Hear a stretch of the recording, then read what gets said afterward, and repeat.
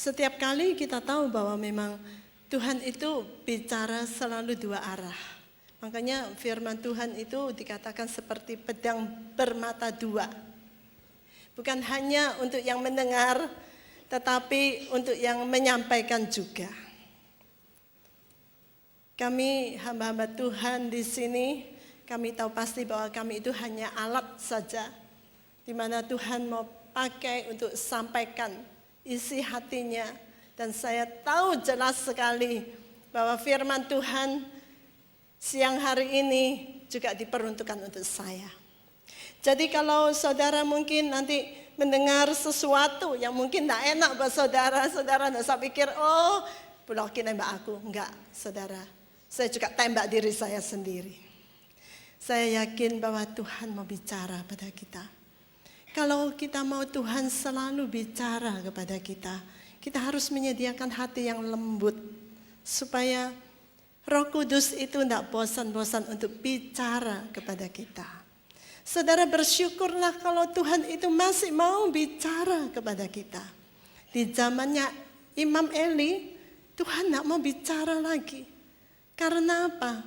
Karena Tuhan melihat, wah ini semua hamba-hambanya melakukan hal-hal yang Tuhan tidak suka. Dan Tuhan tidak mau bicara. Tapi bersyukurlah kita kalau Tuhan masih mau bicara. Itu artinya bahwa Tuhan masih melihat, oh ini masih bisa dibenahi. Gitu ya saudara.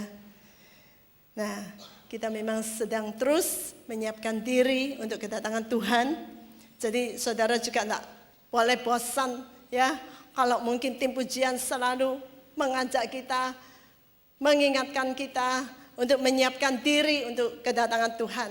Prepare ye the way. Ya. Siapkan jalan untuk Tuhan.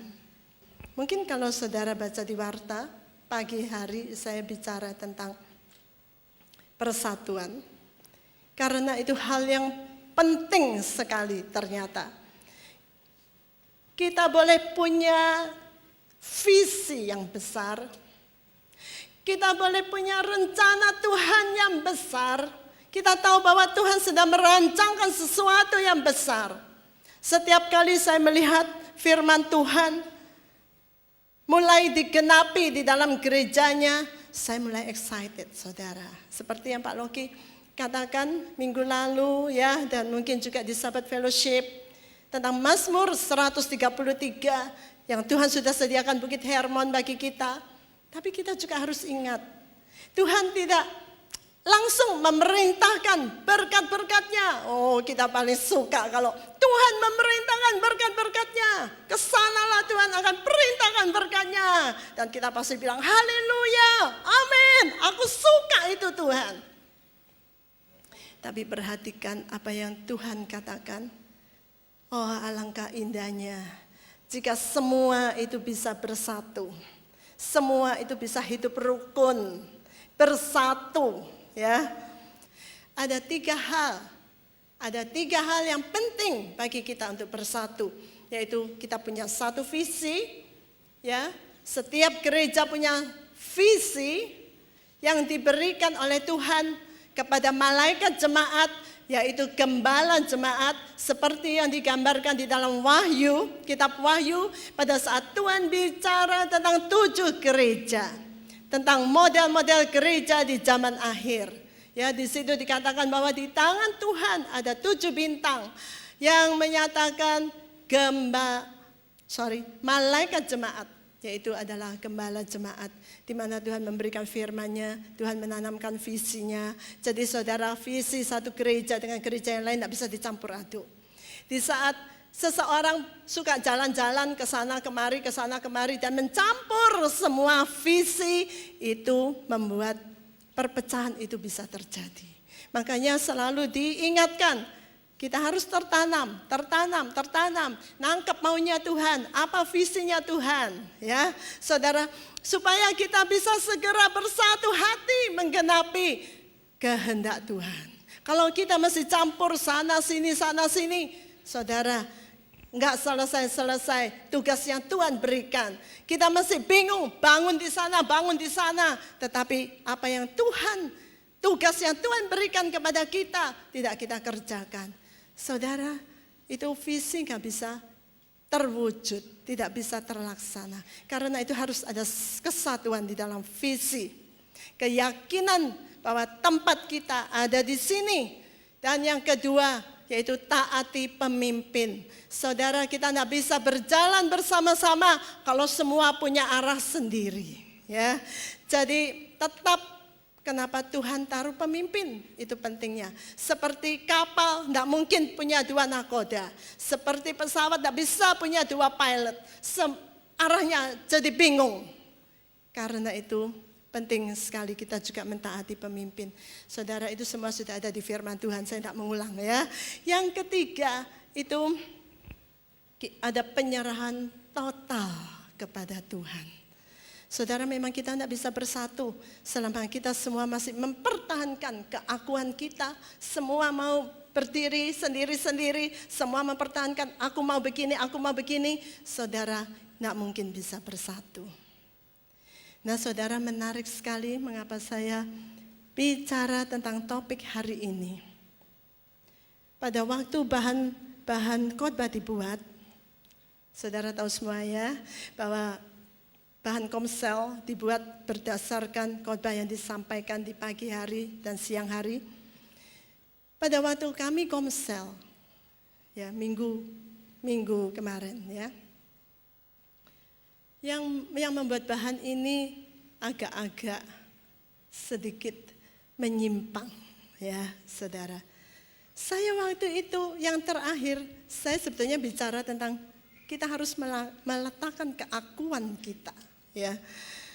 Tetapi mungkin yang nulis ini, yang bikin bahan ini mungkin salah dengar. Dikira saya bicara tentang keangkuhan. Jadi yang ditulis adalah keangkuhan ya, dan terus dia bikin kalimat sendiri. Karena itu kita tidak bisa bersatu selama ada kesombongan, ada ya. Nah saudara, kami waktu itu ada di dalam kelompok sel dan kami membicarakan bahan itu. Saya sempat bilang gini, loh saya tidak ngomong ini ya. Rasanya waktu itu ayat yang dikutip itu Kolose 3 ya. Kalau nggak salah ayat berapa itu? Saya agak lupa sih. Saya bilang, kok perasaan saya nggak ngomong sama sekali ya tentang hal ini. Saya bilang, ya saya sempat waktu itu, ya saya minta maaf sama yang nulis ya. Saya sempat waktu itu, loh ini gimana sih? Kok bikin khotbah sendiri? Gitu ya. Tapi saudara tahukah, waktu pulang ke rumah, dan saya mempersiapkan diri untuk hari ini, apa yang akan disampaikan. Roh Kudus bicara dalam hati saya. Kamu tahu, itu bukan kebetulan. Kamu harus bicara masalah itu. Karena itu sebetulnya sumber perpecahan ada di situ. Sumber umatku tidak bisa bersatu, itu ada di situ. Makanya saudara, hari ini saya mau bicara tentang hal itu. Mungkin beberapa waktu yang lalu saya sudah pernah bicara tentang topik ini. Tapi kali ini saya tahu bahwa Tuhan bicara tentang sesuatu yang lebih dalam, yaitu tentang kesombongan.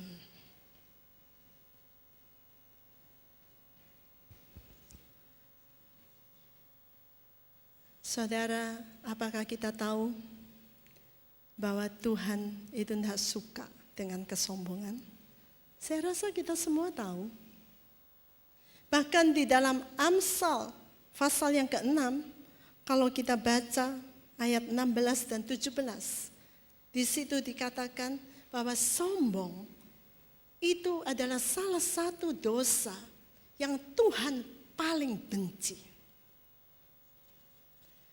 Kesombongan itu adalah salah satu hal yang Tuhan paling benci. Saya ingat beberapa waktu yang lalu, Pak Frans waktu menyampaikan firman Tuhan di tempat ini, beliau sempat menyinggung sedikit ya tentang kesombongan ini. Dan beliau mengatakan, kalau saudara ingat ya, kalau sakit jasmani, itu kita tahu, orang lain tidak tahu. Tapi kalau sakit sombong ini, kita nggak tahu, orang lain yang tahu. Makanya saudara sebetulnya sombong ini sangat berbahaya. Seringkali, ya bukan hanya seringkali ya, boleh dikatakan kesombongan itu tidak kelihatan. Tidak kelihatan. Bahkan yang menyimpan kesombongan itu, boleh dikatakan mungkin 99% tidak sadar. Kalau di dalam hidupnya itu ada kesombongan. Makanya ini sesuatu yang sangat berbahaya sebetulnya. Kenapa Tuhan benci sekali dengan satu dosa ini? Ini dosa yang boleh dikatakan milik iblis dan pribadinya iblis seperti itu. Kalau kita tahu Lucifer itu sombongnya luar biasa. Dia hanya makhluk ciptaan Tuhan sebetulnya. Tapi dia mau menyamai Tuhan. Dia mau menganggap dirinya ini setara dengan Tuhan. Dia tidak menghargai Tuhan. Dan dia mengangkat dirinya sama dengan Tuhan. Itu kesombongan yang paling top, saudara. Mau sama dengan Tuhan. Dan saya melihat bahwa di dunia ini, umat manusia ini sedang menuju ke sana. Di mana kita itu akan dibawa ke taraf-taraf. Kita itu tidak menghargai Tuhan, bahkan melupakan Tuhan kalau Tuhan itu ada. Saudara lihat, kemajuan teknologi itu salah satunya akan membuat manusia lupa sama Tuhan. Dan itu adalah bentuk kesombongan yang luar biasa di hadapan Tuhan. Di saat seseorang itu menganggap remeh Tuhan, tidak peduli. Kalau kita baca di Timotius dikatakan bahwa dosa akhir zaman tidak peduli akan agama. Itu artinya tidak peduli tentang hal-hal yang berhubungan dengan Tuhan. Itu mau menunjukkan bahwa manusia di akhir zaman akan melupakan Tuhan. Karena mereka merasa bahwa mereka makhluk yang hebat. Yang bisa melakukan banyak perkara. Yang bisa melakukan banyak hal. Dan sepertinya tidak butuh Tuhan. Itu adalah kesombongan yang ada pada Lucifer. Nah saudara, sayang sekali saya merenungkan ya tentang kesombongan ini. Ternyata tidak ada seorang pun yang luput dari hal ini. Saudara, mungkin nanti kalau saya menjelaskan lebih lanjut, kita akan menyadari. Kadang-kadang memang paling tidak enak kalau dibilang, kamu itu sombong. Kita bisa marah ya saudara. Saya dibilang, kamu tuh sombong memang ya. Saya pasti bilang, padahal saudara, kalau kita dibilang begitu dan kita marah, mungkin sekali memang ada kesombongan di dalam diri kita. Nah, kenapa saudara? Kenapa kesombongan ini paling berbahaya dan sulit untuk dicabut keluar? Kenapa? Karena kesombongan ini sangat berhubungan erat banget dengan harga diri seseorang. Kesombongan ini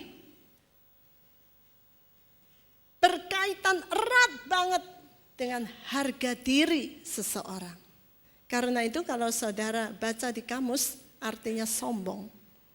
Sombong itu artinya menghargai diri itu secara berlebihan. Itu yang dimaksud dengan sombong menurut bahasa Indonesia. Tapi satu hal yang saya tangkap, yaitu bahwa sombong ini sangat berkaitan erat dengan harga diri seseorang. Dengan harga diri manusia. Karena itu, saudara, sombong ini bukan masalah orang punya uang atau nggak punya uang. Enggak. Mungkin ada banyak orang punya pandangan begini. Oh, sombong itu hanya bagian orang yang berduit. Cuma orang kaya aja yang bisa sombong. Kalau kita enggak punya uang, apanya yang mau disombongkan? Orang enggak punya uang, orang miskin bilang, kita ya apa yang mau disombongkan? Itu loh yang kaya-kaya itu, yang punya uang banyak, yaitu mereka yang sombong-sombong. Saudara, saya katakan bukan hanya orang kaya, orang miskin, semua bisa kena penyakit ini ya. Saya menemui ada banyak orang gak punya uang, tapi sombongnya selangit. Banyak. Saudara, jadi ini bukan masalah punya uang, gak punya uang, punya kedudukan, gak punya kedudukan. Tetapi sombong ini masalah harga diri. Ya memang, orang yang punya uang, punya kedudukan ya. Mungkin mereka punya lebih banyak peluang. Karena orang yang kaya, orang punya kedudukan biasanya banyak orang menyanjung. Jadi harga dirinya lebih tinggi sepertinya. Punya banyak peluang untuk jadi sombong. Memang iya. Tetapi ternyata bukan hanya mereka yang punya uang. Mereka yang tidak punya uang sama saja, saudara. Bahkan kadang-kadang sombongnya itu lebih lagi.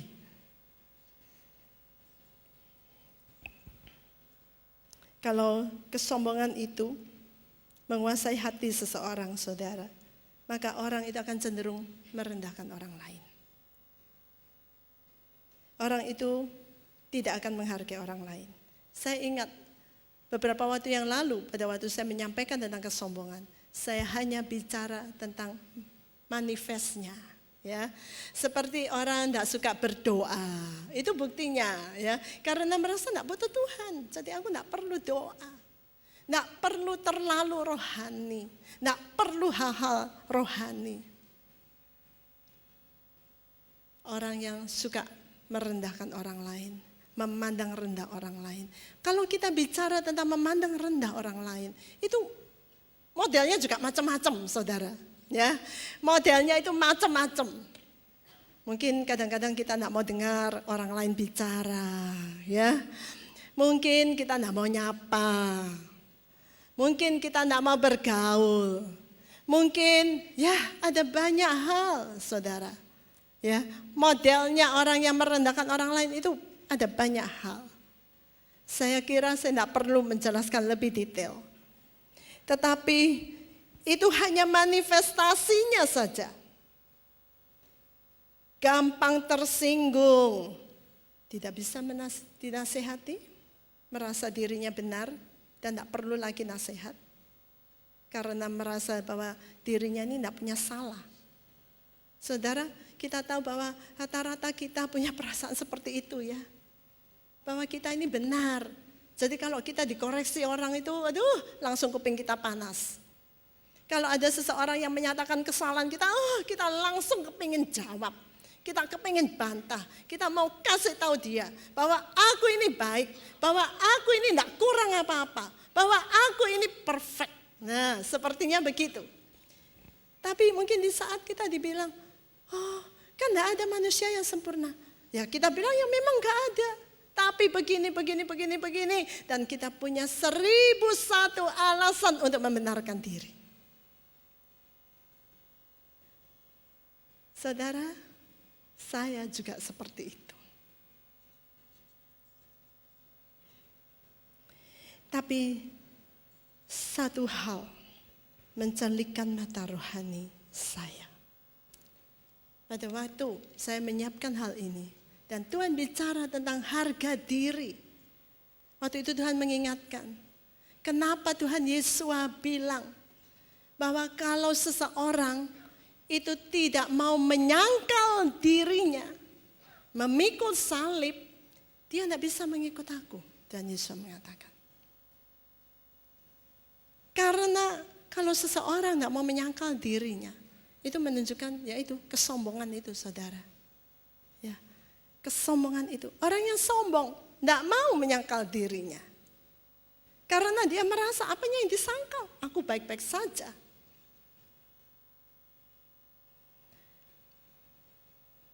Saudara, Tuhan mencelikkan saya pada waktu saya mempersiapkan diri dan Tuhan berbicara tentang dirinya sendiri.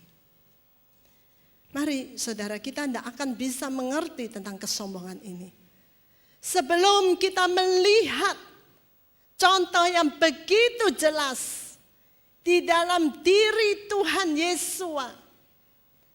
Memang di dunia ini belum ada orang yang seperti Tuhan Yesus, yang memang sungguh-sungguh punya kerendahan hati yang luar biasa. Dan Tuhan Yesus menghendaki kita itu mengikuti teladannya. Saudara, di dalam Filipi pasal yang kedua,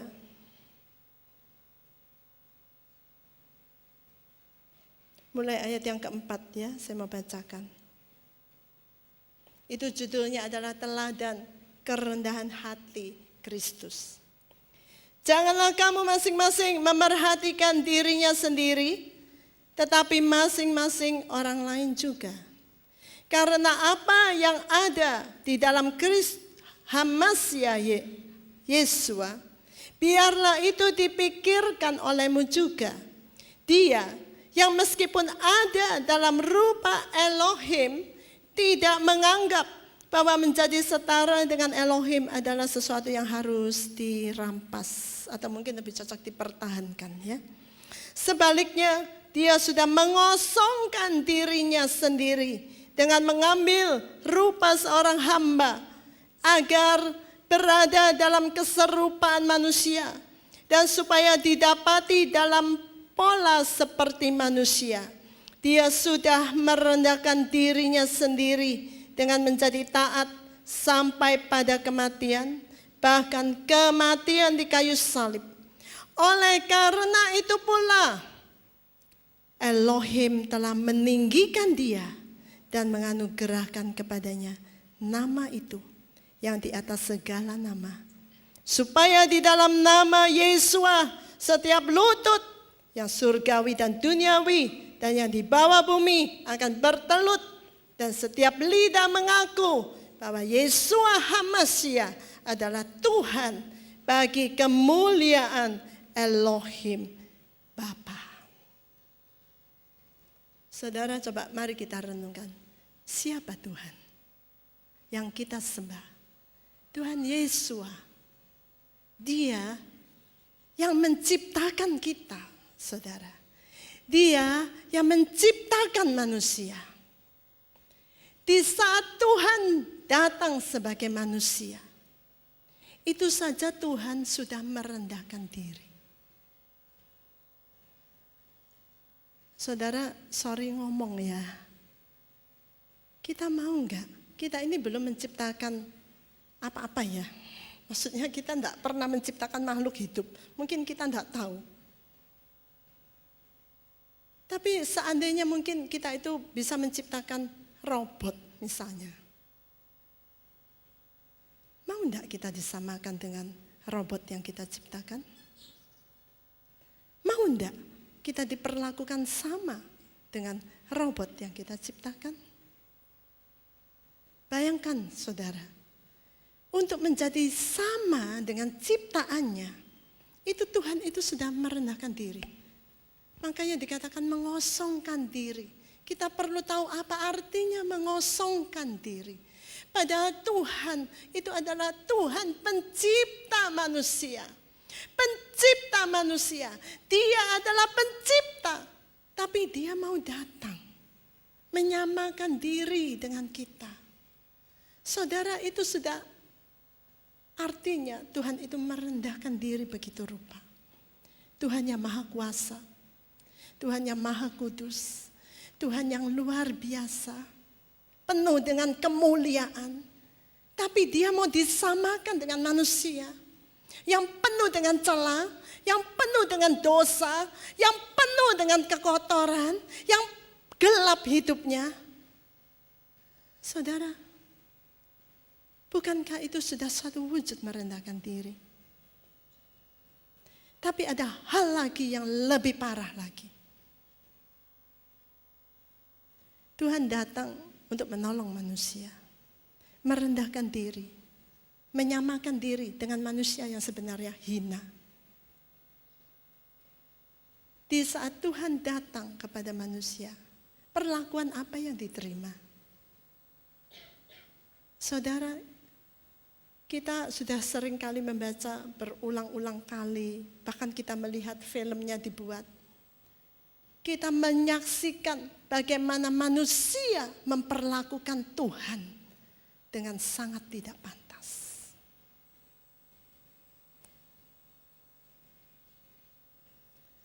Tuhan datang dengan satu maksud yang baik.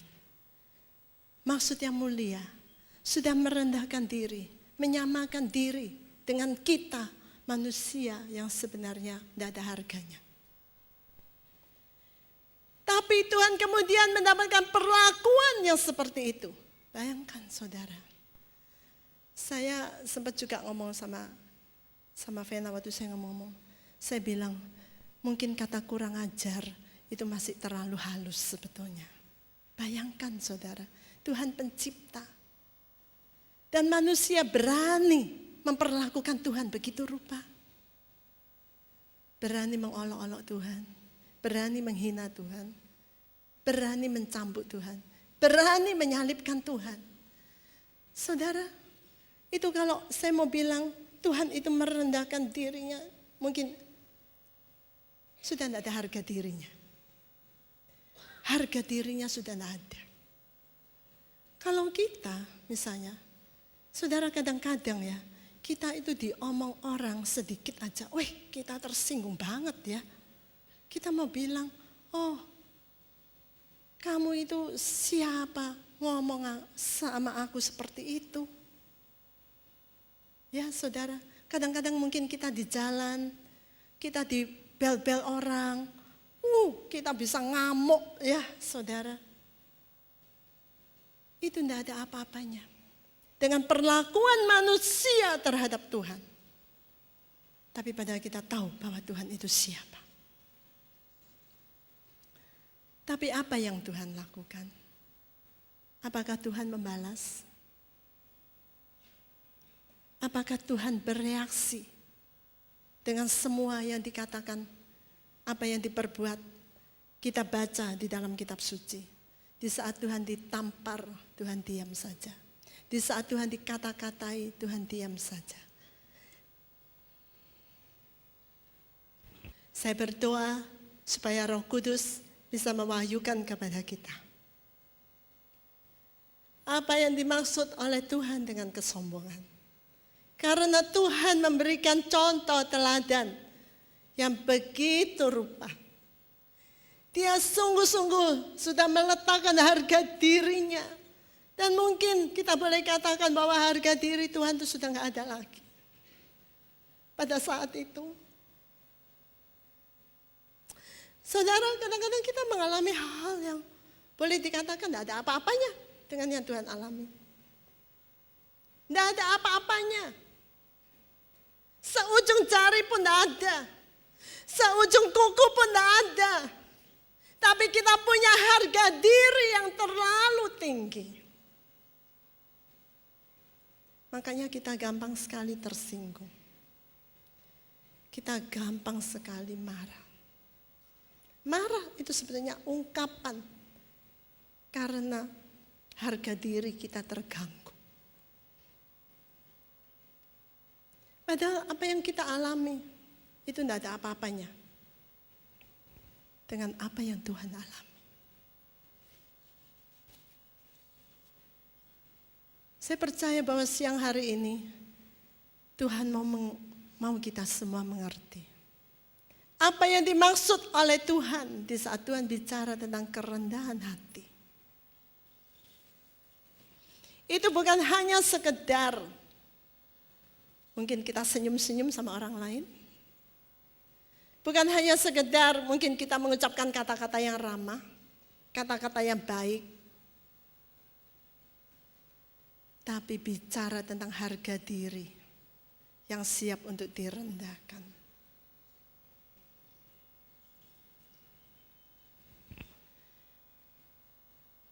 Makanya firman Tuhan berkata, karena itu, maka Bapa meninggikan Tuhan Yesua begitu rupa.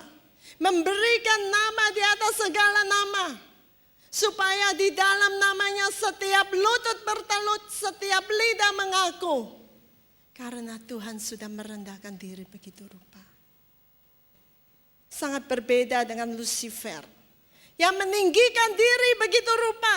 Dan firman Tuhan berkata, kamu akan jatuh ke dalam kedalaman yang terdalam di bumi ini. Karena engkau meninggikan dirimu setinggi-tingginya. Saudara, firman Tuhan berkata, orang yang sombong itu akan direndahkan. Tetapi mereka yang merendahkan diri, itu mereka akan ditinggikan. Tuhan Yesua, Dia sudah memberikan teladan kepada kita. Dan saya tahu bahwa Tuhan menghendaki kita sebagai umatnya, kita sebagai gerejanya, kita mengikuti teladannya. Apalagi kalau kita berkata bahwa kita sedang menyiapkan diri. Supaya di saat Tuhan datang, kita mau ikut di dalam pengangkatan. Saudara, kita harus menyiapkan diri. Apakah kita mau mempunyai kerendahan hati seperti Tuhan Yesua? Yaitu artinya kita siap, meskipun mungkin harga diri kita sepertinya diinjak-injak.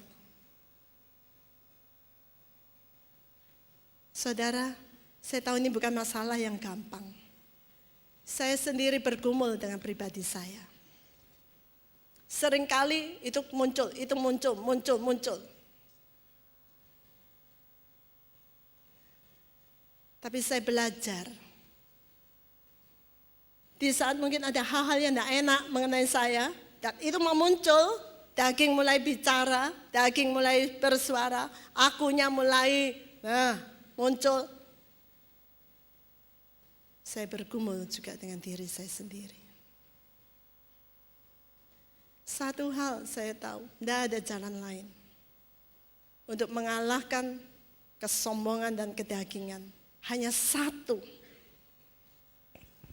yaitu kalau kita mau disalibkan bersama dengan Tuhan Yesua. Itulah yang Tuhan Yesua katakan. Kita harus menyangkal diri, memikul salib. Baru kita itu bisa mengikut Dia. Kalau kita tidak siap dengan hal itu, kalau kita tidak siap dengan menyalibkan harga diri kita sendiri, kita tidak bisa mengikuti Dia. Tidak ada jalan lain kecuali kita menyalibkan diri kita sendiri. Seperti yang Paulus katakan di dalam Galatia 2 ayat 20. Aku sudah disalibkan bersama Kristus. Namun aku hidup. Tapi hidupku yang kuhidupi sekarang, ini bukan lagi aku sendiri yang hidup, tetapi Kristus yang hidup di dalam aku. Apa artinya, saudara? Kalau kita mengalami sesuatu dan daging kita mungkin mulai kesenggol ya, saudara. Dan daging kita mulai muncul dan mau bersuara.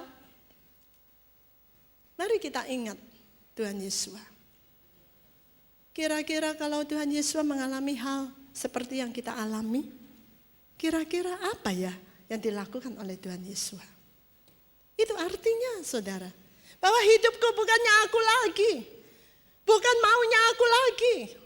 Mungkin kalau seseorang mengata-ngatai kita, merendahkan kita, dan aku mulai berkata, balas. Dia ngomong keras, ayo kamu ngomong lebih keras. Dia tonjok kamu tonjok dia berapa kali. Itu mungkin daging kita. Tapi kalau kita berkata bahwa hidupku bukannya aku lagi, tetapi Tuhan Yesus yang hidup di dalam aku. Pada saat mungkin seseorang menyakiti kita, seseorang mengata-ngatai kita, seseorang merendahkan kita, mungkin kita akan merenungkan dan bertanya, bagaimana Tuhan Yesus bersikap kalau Tuhan diperlakukan seperti ini?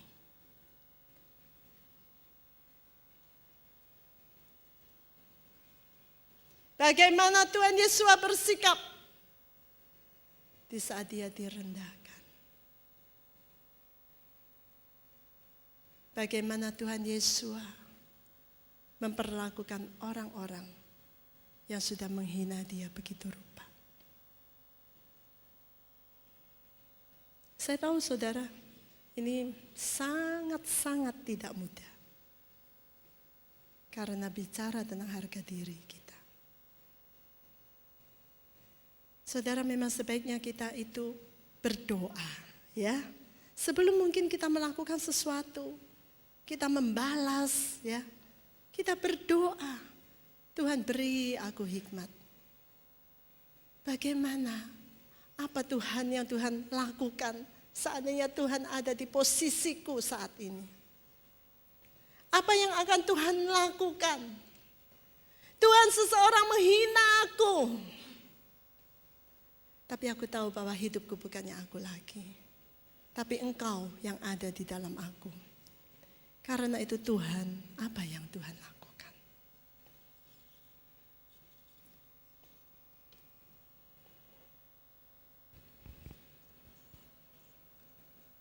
Saya bersyukur dengan nama Bukit Sion. Sion itu artinya adalah tempat proses. Pak Endro beberapa waktu yang lalu berkata, menjelaskan bahwa Sion itu adalah tempat pembakaran. Artinya adalah tempat pemurnian, tempat proses, pembakaran. Emas itu kalau tidak dibakar nggak bisa murni. Emas itu kalau tidak diproses tidak bisa indah jadinya. Kalau kita merindukan menjadi alat-alat yang berharga di rumah Tuhan, saudara, tidak ada cara lain. Kita harus melewati proses itu. Proses pemurnian. Pemurnian di mana kesombongan kita juga akan dihancurkan. Karena ingat bahwa Tuhan benci dengan kesombongan. Saya akan tunjukkan kepada saudara apa rencana Tuhan di akhir zaman. Kita bicara tentang kedatangan Tuhan, kita bicara tentang akhir zaman yang sudah dekat. Kita harus tahu apa yang Tuhan rencanakan di akhir zaman. Yang Tuhan nyatakan di dalam Sefanya pasal yang ketiga.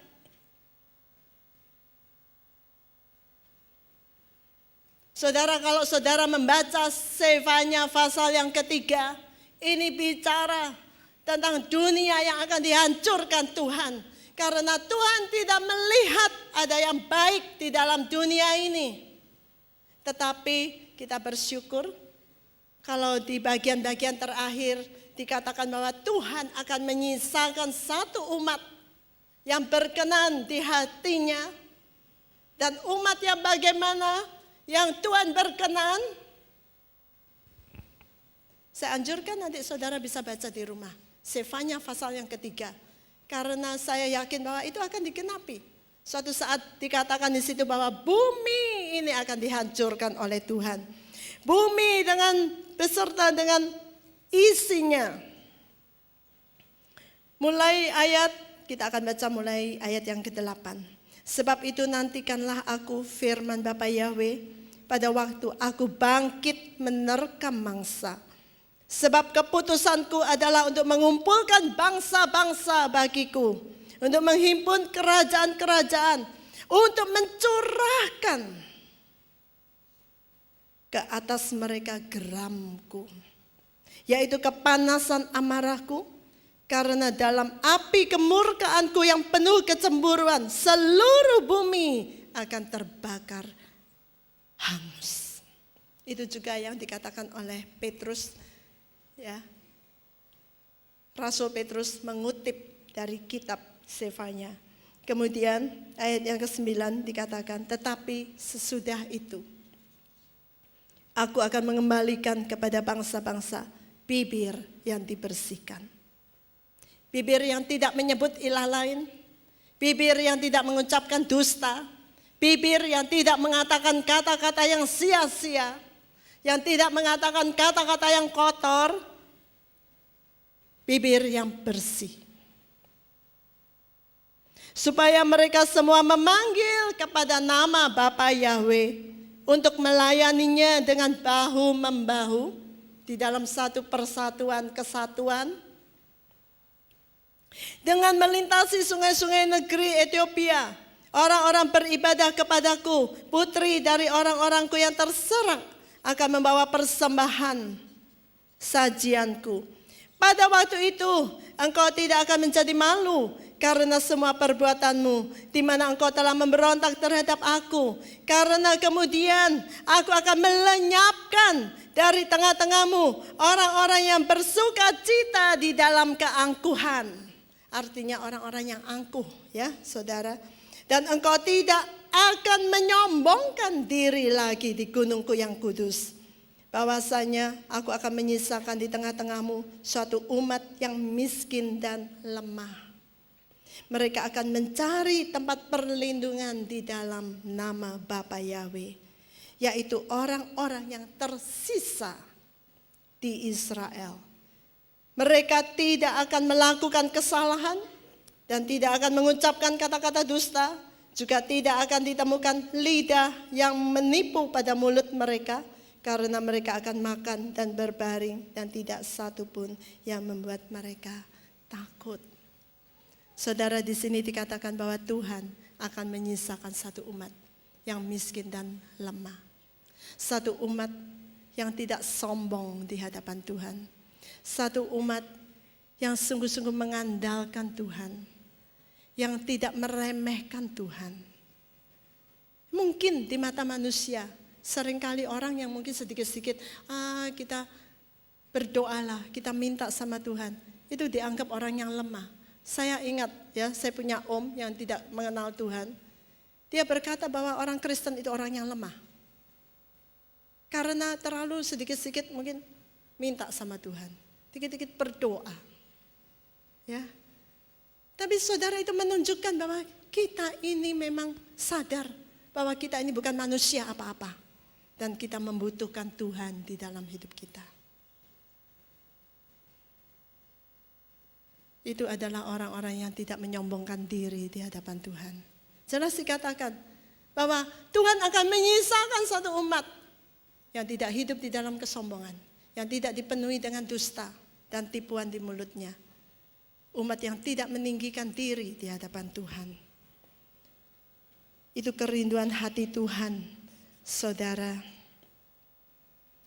Dan hanya Roh Kudus yang bisa menolong kita supaya kita bisa menggenapi kehendak Tuhan. Seperti Paulus mengatakan, aku selalu bergumul dengan diriku. Saudara, saya tahu bahwa kita semua sedang bergumul tentang hal ini. Saya juga. Paulus bergumul terus.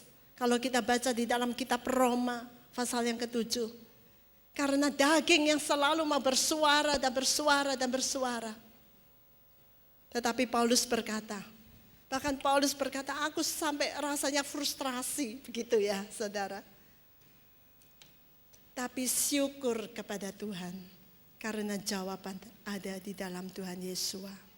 Makanya di dalam Roma pasal ke-8, ayat yang pertama, kedua, Paulus mengatakan, aku bersyukur kepada Tuhan, bahwa di dalam Tuhan Yesus itu ada kemenangan.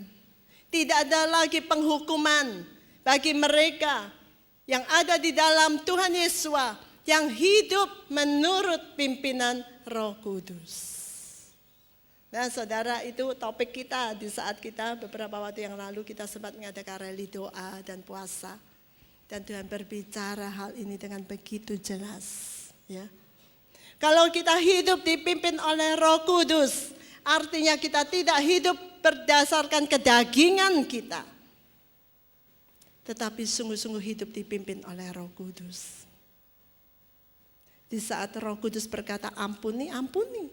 Di saat Roh Kudus berkata diam, diam. Di saat Roh Kudus berkata bertindak, bertindak. Maka kita akan mengalami kemenangan. Dan saya mau pesan kepada semua anak-anak muda di tempat ini.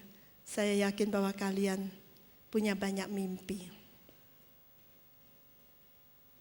Tidak ada orang yang tak mau hidupnya itu berhasil. Kalian pasti punya mimpi yang luar biasa. Dan kita juga semua orang tua, kita juga punya mimpi untuk anak-anak kita. Ada kunci-kunci kemenangan, keberhasilan dan kesuksesan yang perlu kita tahu. Saya cuma mau mengingatkan dua hal. Karena saya yakin kalau kalian anak-anak muda, kalian mengikuti firman Tuhan, Tuhan akan mengangkat kalian tinggi di hadapannya. Pertama, jangan remehkan Tuhan. Jangan remehkan Tuhan. Karena yang membuat seseorang berhasil dan terangkat tinggi itu adalah Tuhan. Karena Tuhan punya kuasa untuk meninggikan seseorang dan merendahkan seseorang. Dan firman Tuhan berkata bahwa kesombongan itu adalah awal kejatuhan seseorang. Lucifer jatuh begitu dalam karena kesombongannya. Karena itu yang pertama, jangan remehkan Tuhan. Di saat kita meremehkan Tuhan, kita meremehkan firman-Nya, kita meremehkan pribadinya, maka kita tahu bahwa suatu saat kita akan direndahkan serendah-rendahnya. Yang kedua, jangan meremehkan sesama. Karena kita adalah sama-sama ciptaan Tuhan. Saya yakin kalau kita melakukan dua hal itu di dalam hidup kita, Tuhan akan taruh kita di tempat-tempat yang mulia. Tuhan yang akan meninggikan, Tuhan yang akan merendahkan. Dan saya juga percaya bahwa Tuhan punya rencana yang indah untuk umatnya di tempat ini. Tuhan sudah memberikan banyak perkara, menyediakan banyak perkara bagi kita. Saya percaya bahwa Tuhan punya kerinduan untuk menggenapi setiap janji-janjinya. Bukit Hermon, saya katakan sekarang Bukit Hermon ya saudara. Rumah doa Hermon. Tuhan berikan kepada kita dengan satu rencana yang luar biasa. Karena itu kita harus menyiapkan diri. Kita harus menyiapkan diri. Kita mau buang segala keakuan kita. Kita mau salibkan kedagingan kita. Saudara, memang tidak bisa dilakukan dengan kekuatan kita sendiri. Tetapi kalau kita mau, Roh Kudus pasti bisa menolong kita semua. Karena bersama Dia, kita akan mendapatkan kemenangan-kemenangan. Seperti yang Paulus katakan. Paulus yang sudah mengalami lebih dahulu di dalam pergumulannya berjuang melawan kedagingannya, melawan kesombongannya, melawan keakuannya. Dan Paulus memberikan kesimpulan bahwa hanya di dalam Tuhan Yesus Dan di dalam pimpinan Roh Kudus kita bisa memperoleh kemenangan. Amin. Amin. Saudara mau menyalibkan daging? Amin. Saudara, mari kita berdoa. Kita mau datang kepada Tuhan.